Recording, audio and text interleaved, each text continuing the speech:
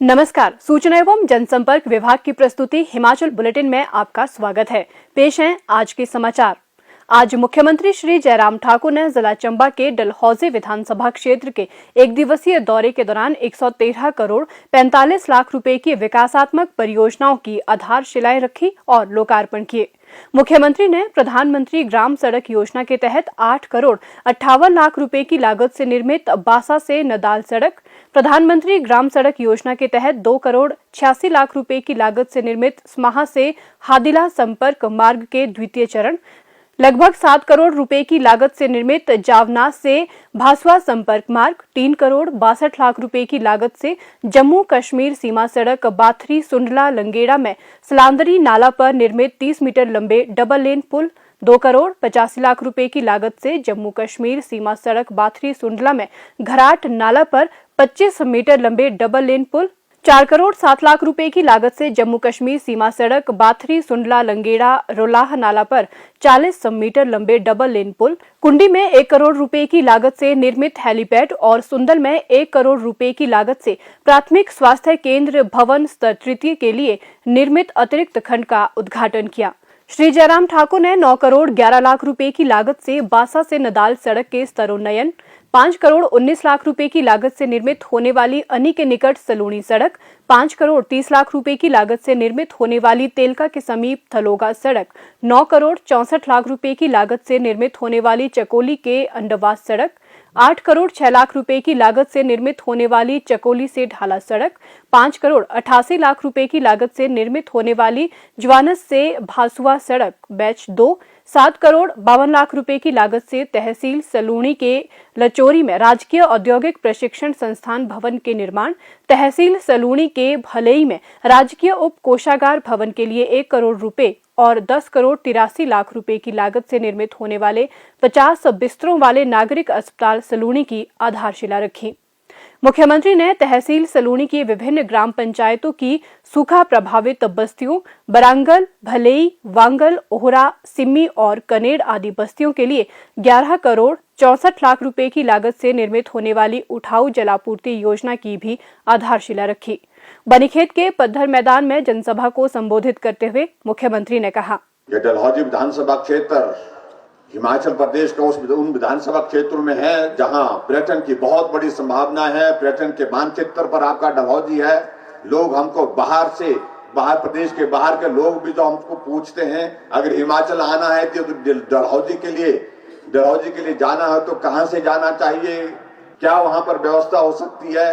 और हम उनको कहते हैं कि आइए, आप एक बार डलहौजी आएंगे तो आपके आने के बाद जाने का मन नहीं करेगा, क्योंकि इस क्षेत्र का अपनी एक पहचान है जो ईश्वर ने इस क्षेत्र को दी है, हिमाचल प्रदेश को दी है। उसी के अनुरूप जो है बनी आप अपने डलहौजी के इस इलाके को दी है।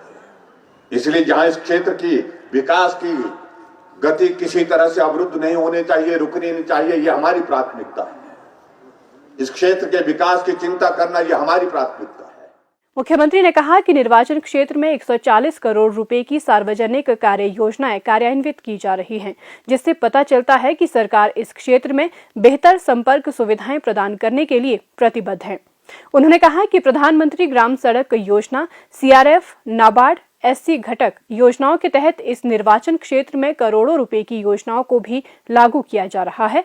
उन्होंने कहा कि उनके द्वारा आज 15 करोड़ 20 लाख रुपए की लागत की जलापूर्ति योजनाओं की आधारशिला रखी गई है और इस निर्वाचन क्षेत्र में 26 करोड़ रुपए की अन्य योजनाएं कार्यान्वित की गई हैं। श्री जयराम ठाकुर ने कहा कि राज्य सरकार प्रदेश की बागडोर संभालने के पहले दिन से ही बिना किसी बदले की भावना से प्रदेश के संतुलित विकास को सुनिश्चित करने के लिए कड़ी मेहनत कर रही है। उन्होंने कहा कि राज्य सरकार का पहला निर्णय ये सुनिश्चित करने के उद्देश्य से था कि प्रदेश के वरिष्ठ नागरिक सम्मानजनक जीवन जी सके, जिसके लिए बिना किसी आय सीमा के वृद्धावस्था सामाजिक सुरक्षा पेंशन की आयु सीमा को 80 वर्ष से घटाकर 70 वर्ष किया गया, जिससे प्रदेश के लगभग 2,90,000 वरिष्ठ नागरिक लाभान्वित हुए हैं।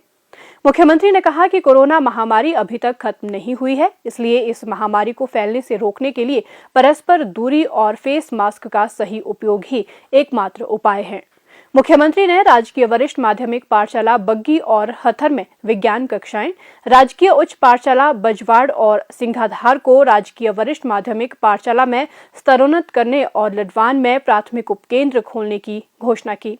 उन्होंने कहा कि अगले वर्ष के बजट में बनीखेत और तेलगा उप तहसील में डिग्री कॉलेज खोलने पर विचार किया जाएगा।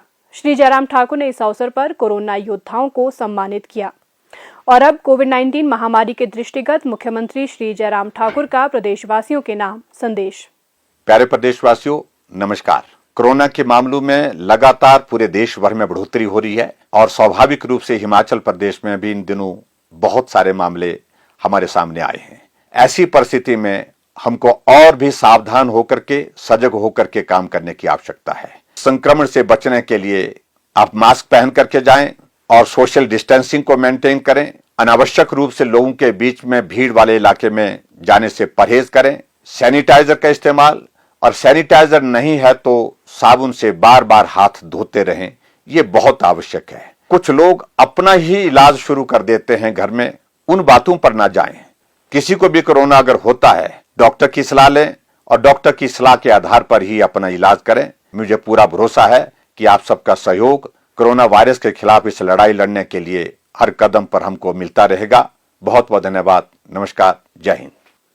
प्रदेश में कोरोना संक्रमण की जांच के लिए आज 2548 लोगों के सैंपल लिए गए, जिनमें से 92 लोगों की रिपोर्ट नेगेटिव पाई गई है, जबकि 2456 लोगों की रिपोर्ट आना बाकी है। अभी तक 4,49,419 लोगों की जांच की जा चुकी है, जिनमें से 4,17,568 सैंपल की जांच नेगेटिव पाई गई है। प्रदेश में कुल 27,669 लोगों में कोरोना वायरस के संक्रमण की पुष्टि हुई है, जिनमें से 21,571 लोग इस बीमारी से ठीक हो चुके हैं और 5,666 व्यक्ति उपचाराधीन हैं।